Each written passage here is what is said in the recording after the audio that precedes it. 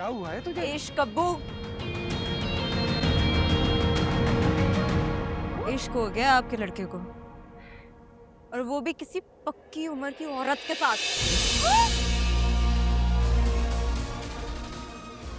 क्या क्या डरती वरती नहीं हूँ मैं तुमसे। हमाद को बताओगे ना? जाओ बताओ हमाद को। तुम्हारी धमकियां तो धरी की धरी रह गई, अब तो बताना बनता है। सुने मेरी बात, ये आपका एक लौता लाडला लड़का जो है ना, फिर रहा होता है बाजारों में और रेस्टोरेंटों में बैठा होता है किसी औरत के साथ। मैंने अपनी आंखों से देखा है इसे। किसके साथ फंस गया है तू? बोल। क्या बोल रही है ये? ये तो क्या हो गया? कौन सा गुनाह कर दिया मैंने? किसी को पसंद करना कोई जुर्म नहीं है। अब आपके लिए बेहतर होगा कि अब आप मेरे मामलात में मत बोलें। मैं बड़ा हो चुका हूँ, मेरे लिए सही क्या है गलत क्या है मैं जानता हूँ। अब ये बताएगा मुझे,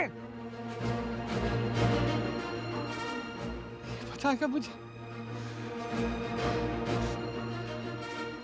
इतना बड़ा हो गया। फराज जी चुप चुप चुप, वो जाने दे उसे। पानी लेकर आ जल्दी से। तूने मुझे क्यों नहीं बताया? अम्मी वो फराज जी, बर्बाद कर दिया इस बच्चे ने मुझे। समझ जाएगा। अरे कौन है वो? कौन? मेरे पास तस्वीर पड़ी हुई है, मैं लाके दिखाती हूँ। ऐसे नहीं मैंने बोला। अरे अभी तो खुद कच्चा है, कौन सी पक्की उम्र की औरत के साथ फंस गया है? पानी पियो फरासत जी। देख क्या किधर गया? क्या देख क्या? हाय अल्लाह, ये दिन भी देखना था मुझे, ये दिन भी देखना था। अल्लाह मैंने तो कभी किसी के साथ बुरा नहीं किया है। क्यों मेरी अपनी औलाद मेरी दुश्मन बन गई? हौसला करे मामा, पानी पे फरासत।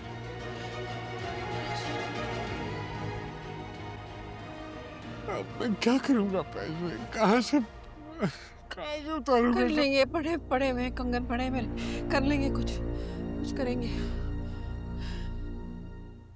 क्या मतलब बेटा? ऐसे कैसे हम अपना बसा बसाया घर छोड़कर कहीं और चले जाएं? मैं घर तो कहीं और भी मिल जाएगा, बस मुझे अब यहाँ नहीं रहना। हमाद बेटा, मैं समझ सकती हूँ नहीं लेकिन अम्मी, रोज सुबह जब मैं उस घर के सामने से गुजरता हूँ ना, मैं क्या महसूस करता हूँ, मेरे अंदर क्या चल रहा होता है, आप नहीं समझ सकती। मेरा दिल चाहता है मैं उस घर को आग लगा दूं, फरासत को, ईमान को। बस मुझसे और बर्दाश्त नहीं होता अम्मी। ऐसा ना हो मैं कोई गलत कदम उठा लूं। अल्लाह ना करे, ऐसी बातें नहीं करते। और देखो बेटा, अब हमारा उन लोगों से कोई ताल्लुक नहीं है, दफा करो, उनके बारे में मत सोचा करो। बहरहाल मैं फैसला कर चुका हूं, अब मैं इस कॉलोनी में नहीं रहूंगा। बेटा, हमें ऐसे बैठे बिठाए दूसरा घर कैसे मिल सकता है इतनी आसानी से? आप टेंशन नहीं लें अम्मी, एक स्टेट एजेंट से बात की है मैंने। जब तक ये घर सेल नहीं हो जाता और दूसरा नहीं मिल जाता, हम रेंट पे शिफ्ट हो जाएंगे। वो ढूंढ रहा है घर, ये सेल होगा तो फिर हम अपना ढूंढ लेंगे। बस प्लीज मुझे यहाँ नहीं रहना अब।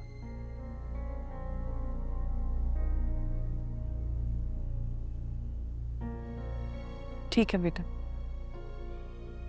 कैसे तुम्हारी मर्जी। मैं तो हर हाल में बस तुम्हारे साथ।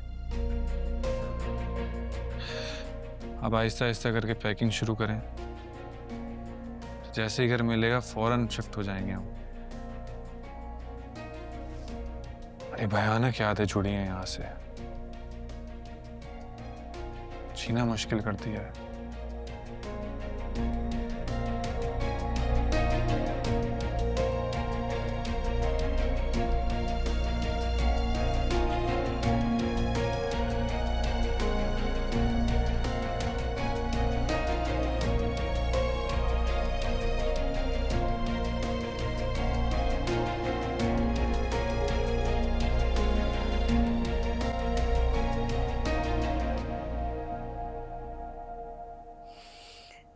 मसला फरासत जी समझ में ही नहीं आ रहा।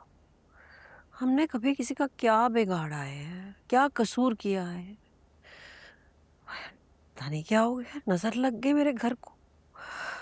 पहले मेरी दोनों बच्चियां, इतना बड़ा धोखा हो गया इनके साथ। और अब मेरा बेटा फरीद, अकलौता बेटा फरासत जी, पता नहीं किसके चक्कर में फंस गया। मेरा तो दिमाग माफ हो गया, समझ में ही नहीं आ रहा। आप कुछ बोल क्यों नहीं रहे फरासत जी? खामोश क्यों है?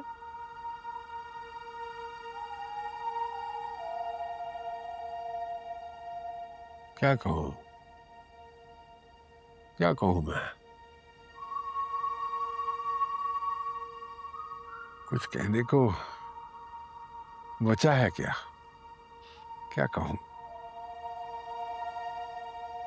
लेकिन फरासत जी, आप तो हमेशा कुछ ना कुछ कर ही लेते हैं ना, सब कुछ ठीक कर ही लेते हैं, तो करें ना कुछ।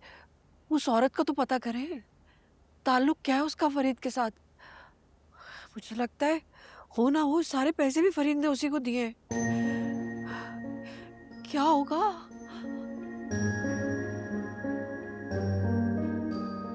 मुझे तो सब कुछ मलिया मेट होता बर्बाद होता नजर आ रहा। बरसों की बनाई हुई इज्जत, मेरी साख,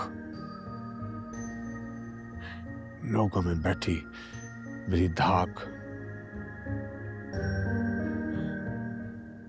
सब बम बम।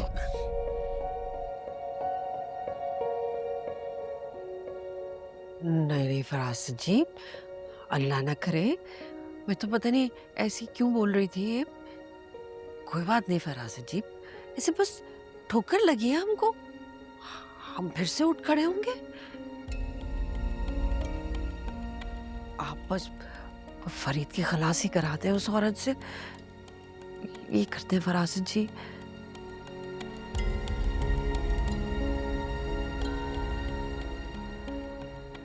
मैं तो मान के हवाले से बहुत परेशान हूँ।